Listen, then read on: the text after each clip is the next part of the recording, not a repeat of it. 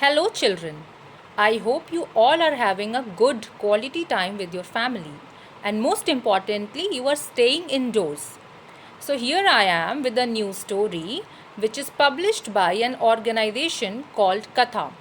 But before I start, let me give you a brief introduction about Katha. So, Katha started in 1988 with a magazine for children from the underserved communities. And by seamlessly connecting grassroots work in education and urban resurgence, Katha brings children living in poverty into reading and quality education. Katha has several programs in place to help check poverty across the country, like Katha Lab School, Katha's Slum Resurgence Initiative, Katha English Academy, Katha School of Entrepreneurship, etc., are some of the many programs Katha runs to ensure that the child receives holistic learning. Katha has been the recipient of the Millennium Alliance Award 2013, the ICICI India Inclusive Award 2012, the North India Winner of India NGO Awards 2009, and it has also been nominated for prestigious awards. On the other end of the creative spectrum is Katha Publishing Program that bolsters the reading initiative by producing books that create space for culturally distinctive literature and celebrate the glorious polyphonous multiplicity that is India. तो चलिए बच्चों, आपको सुनाती हूँ मैं एक कहानी जिसका शीर्षक है लापता साबुन का रहस्य, और इसे लिखा है गीता धर्मराजन ने और चित्रांकन किया गया है शुद्ध सत्व बसु और चारवाक दीप्ता के द्वारा। लापता साबुन का रहस्य। जयंत दक्षिण दयालु सरपंच था, बच्चों को बहुत प्रिय और बड़ों को भी। दक्षिणपुर का गांव खुशहाल चेहरों से भरा था, सभी लोग सुखी और स्वस्थ थे।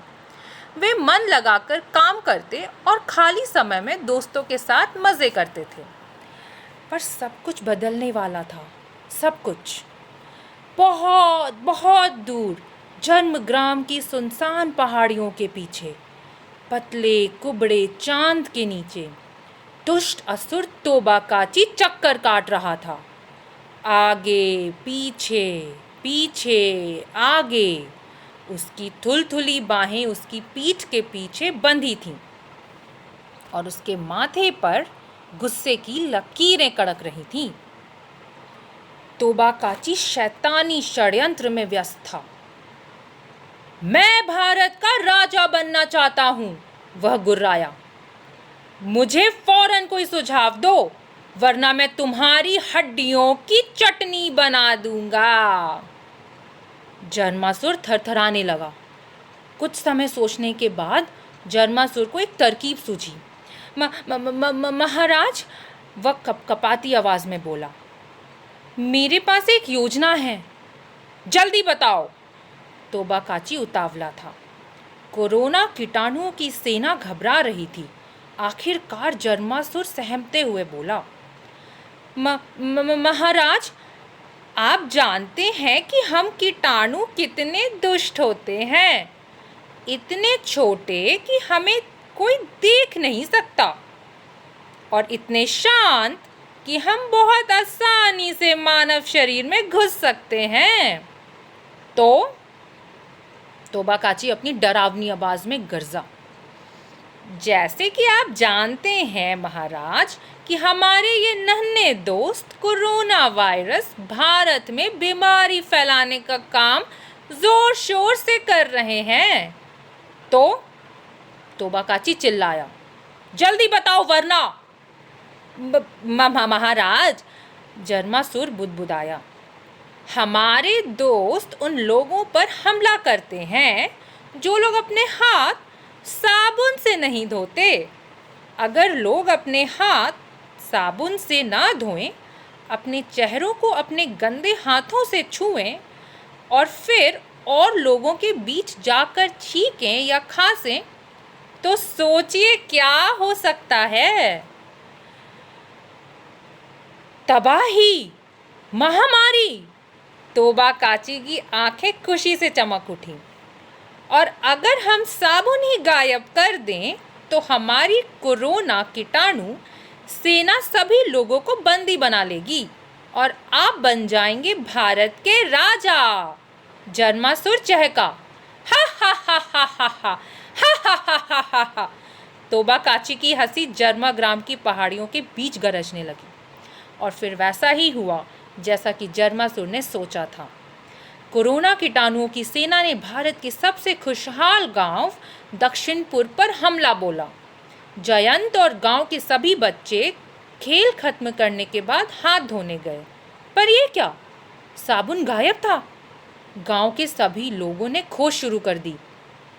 यहाँ देखा वहाँ देखा, सब जगह देखा, खांसते छींकते, हा हा आछू, साबुन खोजते खोजते वे लोग अपना बुखार, खांसी, बहती नाक सब भूल गए। साबुन के बिना तो सब बीमार हो जाएंगे। सब के सब तमाशा चिंतित थी। तमाशा ने लक्ष्मी और दूसरे बच्चों से कहा, जयंत को एक बड़ा सुझाव दो, हम क्या कर सकते हैं। लक्ष्मी एक निडर लड़की थी। वह दयालु थी। उसने कड़ी मेहनत से पढ़ाई की थी। दक्षिणपुर में सभी उसके प्यारे थे। हम साबुन बना सकते हैं, लक्ष्मी ने सुझाया। साबुन बनाना आसान है, लक्ष्मी की एक दोस्त ने कहा। याद है, हमने इसके बारे में अपनी किताब में पढ़ा था। तमाशा मुस्कुराई। इसी कारण से तुम बच्चे रीडर लीडर हो, वह बोली।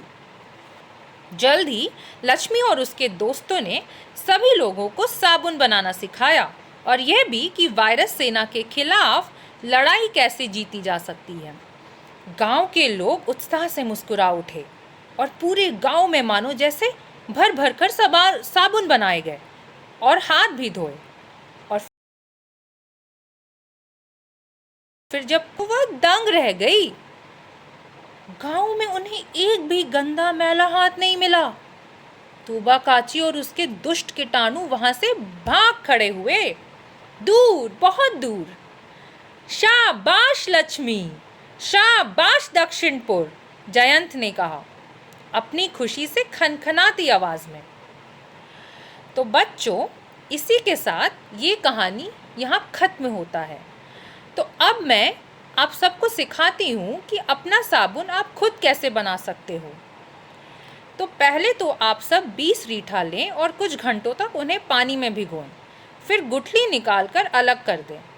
नरम होने पर उसे उसी पानी में 30 मिनट तक उबालें और आप इसमें कुछ नींबू या संतरे के छिलके भी मिला सकते हैं। ठंडा होने पर इस मिश्रण को मिक्सी में पीस लें। अगर मिक्सी नहीं है तो मिश्रण अधिक समय तक उबालें। इसे ठंडा करें और उबले हुए मिश्रण को हाथ से मसल दें। छलनी और थोड़े से पानी का उपयोग करके गूदे को छान लें। तब तक निचोड़ें जब तक कि उसका सारा गूदा निकल नहीं जाता। और अंत में इस भूरे रंग के तरल साबुन को बोतल में भर लें। बहुत ही आसान है ये अपना साबुन बनाना। अब मैं आप लोगों को कोरोना वायरस के बारे में कुछ बताना चाहती हूँ। सभी वायरस एक प्रकार के रोगाणु हैं। कोरोना वायरस भी एक प्रकार के रोगाणु में से आता है। यह वायरस इतने छोटे होते हैं कि आप इन्हें अपनी आँखों से देख नहीं सकते। इन्हें देखने के लिए आपको एक शक्तिशाली इलेक्ट्रॉन माइक्रोस्कोप की आवश्यकता होती है। जब कोरोना वायरस आपके शरीर के दाखिल हो जाता है तो वो आपको बीमार कर सकता है। यह वायरस लोगों को सर्दी, चिकन पॉक्स, खसरा, फ्लू इत्यादि दे सकते हैं। तो अब आप सोच रहे होंगे कि कोरोना वायरस मेरे शरीर में प्रवेश करता कैसे है। एक वायरस अपने आप फैल नहीं सकता। वायरस मुख्य रूप से तब फैलता है जब कोई व्यक्ति खांसता है या छींकता है और उनकी थूक का छींटा आप पर आकर गिरता है। क्या आप जानते हैं कि खांसी की बूंदें 20 से 25 फीट तक की दूरी तय कर सकती है तथा छींक की बूंदें 30 से 35 फीट। ये बूंदें हवा में 10 मिनट तक रहती हैं। ये बूंदें कुर्सियों, मेज़ और दरवाज़ों के हैंडल जैसी सतहों पर 1 दिन से अधिक समय तक सक्रिय रह सकती है और यदि आप उन सतहों को छूते हैं जिसमें वायरस है और अपनी नाक, चेहरे या आँखों को हाथ लगाते हैं, तो यह वायरस आपके अंदर पहुंच सकते हैं और आपको बहुत बीमार कर सकते हैं। तो फिर वायरस को रोका कैसे जाए? बहुत ही आसान है। भीड़ भाड़ वाली जगहों से बचें, अपने हाथों को बार बार साबुन और पानी से धोएं, अपनी आँखों, मुंह और नाक को न छुएं।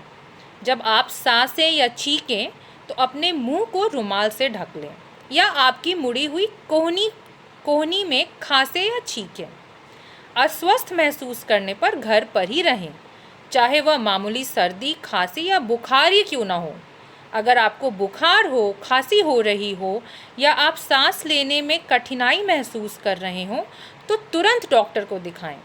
यदि किसी को खांसी, जुकाम या बुखार हो तो उनसे दूर रहें और अपना ख्याल रखें। धन्यवाद।